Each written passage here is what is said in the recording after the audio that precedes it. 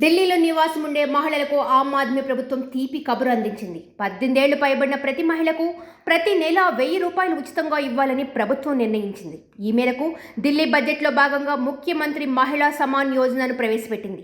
ఢిల్లీ ఆర్థిక శాఖ మంత్రి అతిషి సోమవారం 76,000 కోట్ల విలువ బడ్జెట్ని ప్రవేశపెట్టారు. రామరాజ్య థీమ్తో ఈ బడ్జెట్ని రూపొందించినట్లు ఆమ్ ఆద్మీ చెప్పుకొచ్చింది. ఇందులో భాగంగానే ముఖ్యమంత్రి మహిళా సమ్మాన్ యోజన కింద 18 ఏళ్లు పైబడిన మహిళలకు ప్రతి నెల 1000 రూపాయలు ఇస్తున్నట్లు ఆర్థిక మంత్రి ప్రకటించారు. 2,000 కోట్లు విలువ చేసే ముఖ్యమంత్రి మహిళా సమ్మాన్ యోజన పథకం ద్వారా మహిళల అభ్యున్నతి, సంక్షేమంపై దృష్టి పెట్టాము. అందుకే 18 ఏళ్లు పైబడిన మహిళలకు ప్రతి నెల 1000 రూపాయలు ఇస్తున్నాము. లబ్ధిదారుల కోసం 2,714 కోట్ల బడ్జెట్ని ప్రతిపాదించాము అని అతిషి అన్నారు. అయితే ఏ పథకం ద్వారా ప్రతి నెల 1000 రూపాయలు పొందాలంటే కొన్ని షరతులున్నాయి. సంబంధిత మహిళ వయసు 18 ఏళ్లు పైబడి ఉండాలి.